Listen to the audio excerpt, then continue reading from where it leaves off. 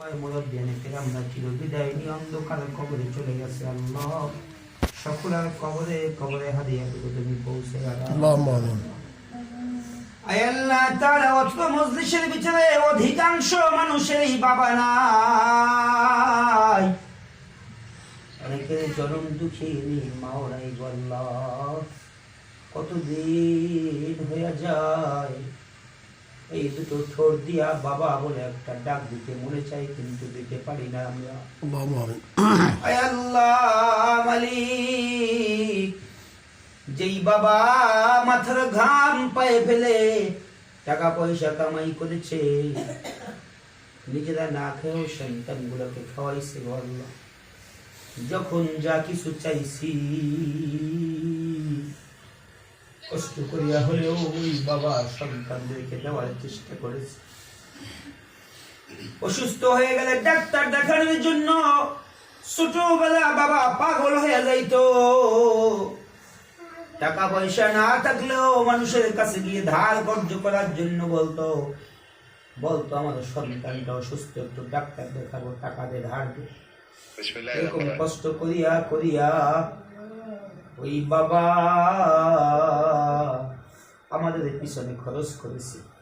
এমনও সময় গিয়েছে নিজের একটা ভালো জিনিস খাইতে মনে চাইছে, কিন্তু বাজার থেকে সেই খাদ্যটা না কিনে টাকা নিয়ে চলে আসছে সন্তানের পড়াশোনার পিছনে খরচ। আয় আল্লাহ মালিক, ঈদের সময় নতুন নতুন জামা কাপড় গুলো ওই বাবা আমাদের জন্য কিনে নিয়ে আসতো। অনেক সময় টাকার অভাবে নিজেরা কিছু কিনতো না। আমরা যদি বলতাম বাবা তোমরা কেন কিনো নাই, কোলে নিয়ে আদর করতো আর চুমু খাইতো, বলতো তোরা গায়ে দিলে আমাদের গায়ে দেওয়া হবে। কে বলবে এই কথা, কে বলবে মালিক? ও রব্বি কারীম, আজকে কতদিন হয়ে যায় এক নজর দেখি না কেমন আছে তাও জানি না। কষ্টের দিকে ছিল, অভাবের দিকে ছিল বাবা, আজকে সুখের দিন। সব ভাইরা ইনকাম করে, সব ভাইরা টাকা পয়সা কামাই করে। মনে চায় বাবার এত কষ্ট আমরা মানুষ হয়েছি, সবচাইতে দামি দামি ফলগুলো যদি কিনা বাবাকে একটু খাওয়াইতে পারতাম, মনে কত আনন্দ লাগতো, কত তৃপ্তি লাগতো, কত ভালো লাগতো। কিন্তু এই দুই ঠোঁট দিয়া ভুলে গেছি গা বাবা ডাক্তার, কতদিন হয়ে যায় একটা ডাক দিতে পারি না। বাড়িতে যাই বাবা হারা শূন্য এতিম, মনে ব্যথা নিয়ে বাড়িতে গিয়ে উপস্থিত হইলে বাবাকে আর দেখি না। মালিক, অনেকে আমাদের ভিতরে মা দুঃখিনীকে দেখে না গো মালিক। মা কত মধুর ডাক, মার চাইতে আপন ডাক আর কি আছে গো আল্লাহ। অনেকে সেই জনম দুঃখিনী মাকেও হারায় ফেলাইছে গো আল্লাহ। দয়া করে মেহেরবানি করে আজকের হাদিয়াটুকু ওই পিতা আমাদের কবরে তুমি পৌঁছায়া দাও। আল্লাহুম্মা আমিন। আয় আল্লাহ, যাদের মা বাবা বেঁচে আছে বেশি বেশি খেদমত করে দুনিয়া থেকে জান্নাত কামাই করার তৌফিক দিয়া দাও। আয় আল্লাহ, যে উদ্দেশ্যে আজকে আমরা এখানে দোয়া করতেছি, আয় আল্লাহ মালিক, অত্যন্ত ভালো মনের একটা মানুষ ছিল। আয় আল্লাহ ফিরোজ ভাইয়ের বউ, আয় আল্লাহ বড় ভাবি, আয় আল্লাহ সকলের মন জোগাইয়া চলেছে। এমন কোন আত্মীয় বলতে পারবে না যে তার মাধ্যমে কষ্ট পেয়েছে। যখন এই বেড়াইতে আসতাম, বাসায় আসতাম, সর্বদিক থেকে কষ্ট করে এত পরিশ্রম করত, এত কষ্ট করে করে আমাদেরকে মেহমানদারি করত। আয় আল্লাহ, ভালো মানুষটাই তোমার রেখে সারা দিয়ে চলে গেছে। বাসাটা আসছি, কেমন জানি বাসাটা মরা মরা অন্ধকার হয়ে গেছে। আয় আল্লাহ, ছোট ছোট দুইটা ভাতিজা ভাতিজি এতিম, আর জীবনে কোনদিন মা বলে একটা ডাক দিতে পারবে না। আয় আল্লাহ, মা মা, এটা যে কেমন ডাক, যার আছে সে বুঝে না, যার নাই সে বুঝে। আমাদের আছে আমরা বুঝি না, কিন্তু ফায়াজ ফারজিন একবারে মাকে হারাইয়া কেমন এতিম হয়ে গেছে। বাবা হারায় কষ্ট, কিন্তু মা হারায় কষ্ট। আল্লাহ দয়া করে মেহেরবানি করে তোমার বান্দিকে তুমি শাহাদাতের মৃত্যু দিয়েছো, তোমার বান্দিকে জান্নাতুল ফিরদাউসের সর্বোচ্চ মাকাম তুমি দান করে দাও। আয় আল্লাহ এতিম সন্তানগুলোর উপরে তোমার খাস রহমত দান করো। আয় আল্লাহ ওরা যেন সকলের ভালোবাসায় সুস্থ থাকতে পারে সেই ব্যবস্থা করে দিও আল্লাহ। আয় আল্লাহ মানুষের মতো মানুষ হতে পারে সেই তৌফিক দান করে দিও আল্লাহ। আয় আল্লাহ একটা ভাতিজাও হয়েছিল, তোমার নাকি চলে গেছে। আয় আল্লাহ ওর কারণে হলেও আয় আল্লাহ ভাইকে ভাবিকে তুমি মাফ করিয়া দাও। আয় আল্লাহ ভাইকে ধৈর্য ধারণ করার তৌফিক দিয়া দাও। দিন পর্যন্ত ঘর সংসার করেছে, আমার কাছে কেঁদে কেঁদে বলে আমার তার উপরে কোনো কষ্ট নাই। এই কথা কত ভালো কথা। তোমার হাবিব বলেছেন স্ত্রী যদি বলে স্বামী ভালো, সেটা আল্লাহ তাআলা ভালো বলে গ্রহণ করে নেয়। আর স্বামী যদি বলে আমার স্ত্রী ভালো ছিল, এটাও আল্লাহ তাআলা গ্রহণ করে নেয়। আয় আল্লাহ ভাই নিজের মুখে বলছে তোর ভাবির উপরে আমার কোনো কষ্ট নাই, সে অনেক ভালো ছিল।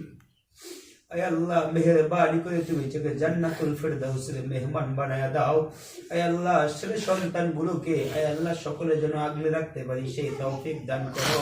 আয় আল্লাহ দিনী শিক্ষায় শিক্ষিত হওয়ার তৌফিক দান করো। আয় আল্লাহ মা হারা হয়ে গেছে, এখন যেন আর পথ হারা হয়, সুন্দরভাবে যেন বড় হতে পারে, সামাজিকভাবে যেন সুন্দর হয়ে আমাদের ভাই ব্রাদারের সাথে আয় আল্লাহ তাদের ভাই ব্রাদারের সাথে ফ্যামিলির সকলের সাথে মিলেমিশে যেন আমাদের পরিবেশের সাথে মিলে থাকতে পারে। আয় আল্লাহ সেভাবেই যেন বড় হতে পারে, তৌফিক দান করো। আয় আল্লাহ গত কয়েকদিন পূর্বে আমার মামিকেও আমরা হারিয়ে ফেলেছি। আয় আল্লাহ মামাও চলে গেছে অনেকদিন আগে। মামি জানছিল সেও আমাদেরকে কলি ভিটে করে মানুষ করেছে। আয় আল্লাহ সেও এতিমের মতো আয় আল্লাহ ওই ঘরটাও দুটো মুরব্বী হারা হয়ে গেছে। আয় আল্লাহ মামা তো ভাই বোন গুলো পাগলের মতো হয়ে গেছে। লাশ যখন আয় আল্লাহ কেদাকে করে যখন নিয়ে যাচ্ছিলাম, বোনগুলো দোতলায় বসে হাত কেউ বাড়ায় দিয়ে বলে মাকে নিও না, চিল্লায় চিল্লায় কান্না করছে, বাবা নাই মাও চলে গেছে, কেমন এতিম। দয়া করে মা আমি দুজনকে তুমি মাফ করে জান্নাতুল ফিরদাউস নসিব করো। আমাদের নানা নাই, নানি নাই, দাদা নাই, দাদি নাই, সকলকে তুমি মাফ করে দাও। আয় আল্লাহ গত কিছুদিন পূর্বে আমার একটা ভাতিজা চলে গেছে, ওর কারণে মা বাবাকে তুমি মাফ করিয়া দাও। চাচা চাচি দুজন চলে গেছে, তাদেরকেও তুমি মাফ করে দাও। অল্প কিছুদিনের ব্যবধানে আত্মীয় স্বজন অনেককে হারায় ফেলাই দাও।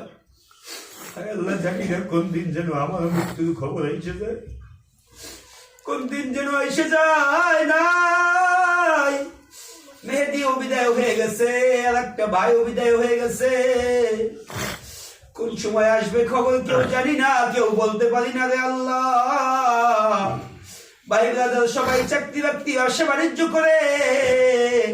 আয় আল্লাহ কার কোন সময় মরণের ডাক এসে যায় কেউ জানি না, কেউ বলতে পারি না গো আল্লাহ। সবাই তো এরকম ভাবে আতঙ্ক হয়ে যাবে রে আল্লাহ।